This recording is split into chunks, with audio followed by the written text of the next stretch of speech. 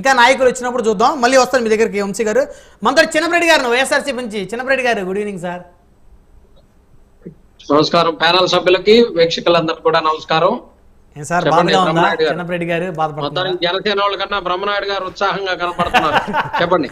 అంటే నాకే ఉత్సాహం ఉండదు చిన్నపరెడ్డి గారు. బేసిక్ గా మాకు మీడియాకి ఏంటంటే ఇట్లా నాయకులు జంపింగ్ చేస్తా ఉంటే కొద్దిగా మీడియా ఫుడ్ దొరుకుతుంది అంతే. అంతమించి ఎవరెవరు ఏ పార్టీలోకి వెళ్ళినా మాకు వచ్చేది ఏముంది?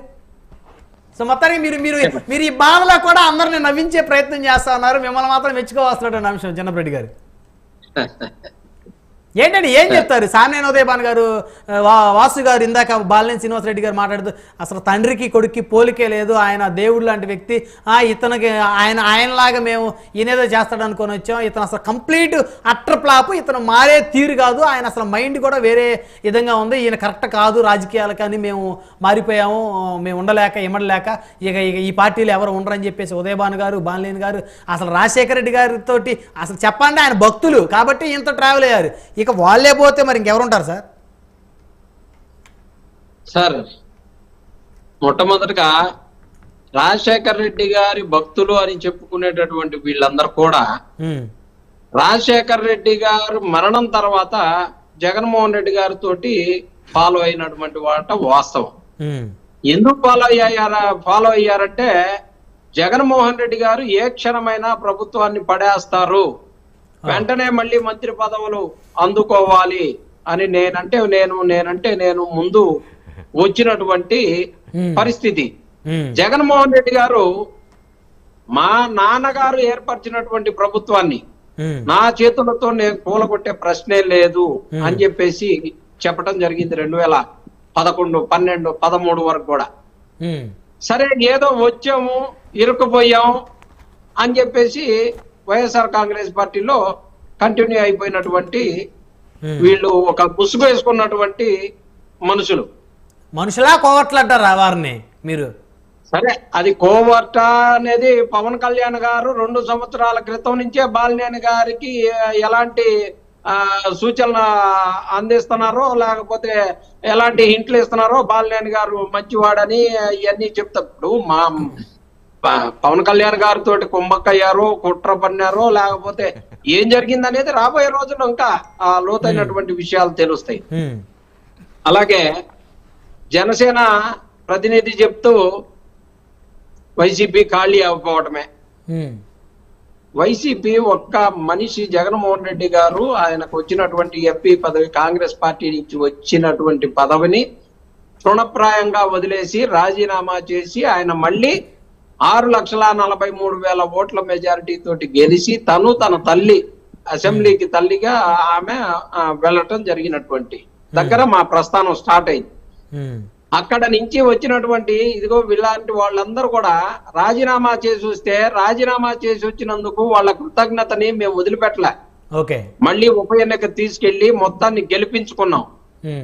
వైఎస్ఆర్ కాంగ్రెస్ పార్టీలోకి వచ్చి ఒకసారి వచ్చిన తర్వాత వెళ్ళినటువంటి వారి పరిస్థితి ఏందో 2014 ఎన్నికలకి చంద్రబాబు నాయుడు గారితో 23 మంది మనకి వెళ్ళటం జరిగింది. 2014 తర్వాత 23 మంది కనుచూపు మేరలో ఎక్కడా కూడా ఇక రాజకీయమే క్లోజ్ వైఎస్ఆర్ కాంగ్రెస్ పార్టీని కాదనండి.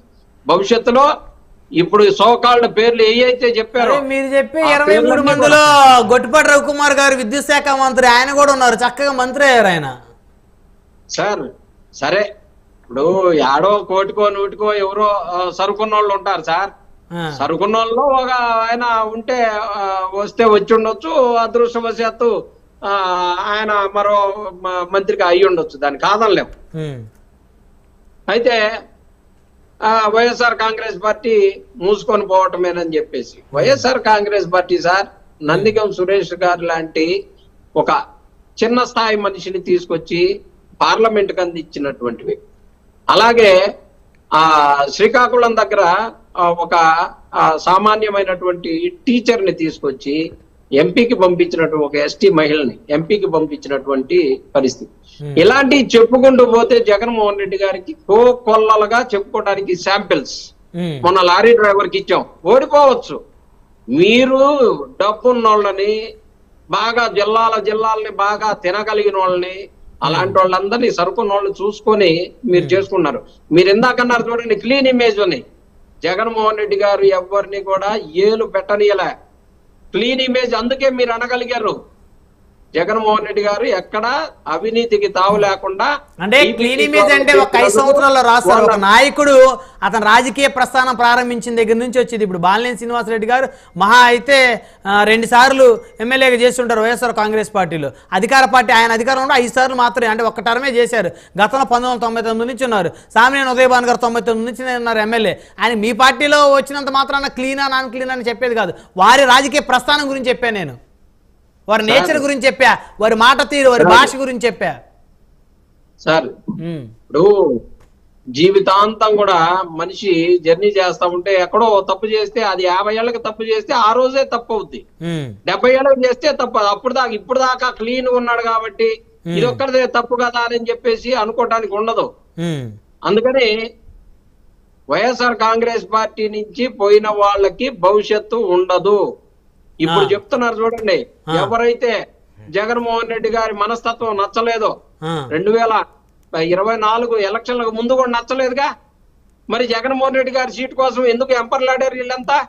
జగన్మోహన్ రెడ్డి గారిని వదిలేసి ఆ రోజే ఇదిగో ఇప్పుడు సామినేని ఉదయభాన్ గారు చెప్పారన్నారు కదా, రాజశేఖర రెడ్డి గారి కాను ఈయనకి నక్కకి నాగలోకానికి ఈ 2 నెలల్లో అర్థమైందా? వాళ్ళకి గత 5 ఏళ్ళలోనే అర్థమైందంట, కానీ ఇంకా అప్పుడు రాలేకపోయారు కదా. తెలిసినప్పుడు ఎందుకని 2024లో ఇతని పక్కన ఉండి నేను పోటీ చేస్తే నేను నాశనం అవటం తప్పితే వేరే ఏమి లేదు. ఎందుకని అతను ఆ స్టేట్మెంట్ ఇచ్చి ఆగలేకపోయాడు. అదే వారు చేసిన తప్పేమో బహుశా. అప్పుడే వారు జంప్ చేసినట్టయితే ఇప్పుడు ఎమ్మెల్యేలు వాళ్ళకి ఎప్పుడు నిత్యం కరెంట్ వెలుగుతుండాలా, నిత్యం పవర్ జనరేట్ అవుతుండాలా, వాళ్ళు చెప్పినట్టు జిల్లాలు శాసించే విధంగా వాళ్ళు నాయకత్వం కావాలా. ఈ రోజు జనసేనకి నేను ఒకటే చెప్తా ఉన్నా, బాలినేని గారిని తీసుకున్నారు కదా, అలకల కమిటీకి ఒక కమిటీని ఏర్పరచాలి. మీరు అలకలు తీర్చడానికి ఒక కమిటీ ఉండాలి ప్రత్యేకంగా. సామాన్యమైన విషయం కాదు. ఇవాళ ఒంగోలు జిల్లాలో ఒక్క మనిషిని జనసేన వాళ్ళు ఇవాళ ఒక బాహుబలి వస్తుందని సంబరపడుతున్నారేమో. నలిపేస్తాడు. సార్ చిన్నపరెడ్డి గారు స్మాల్ ఇన్పుట్ సార్. చిన్నపరెడ్డి గారు స్మాల్ ఇన్పుట్ సార్.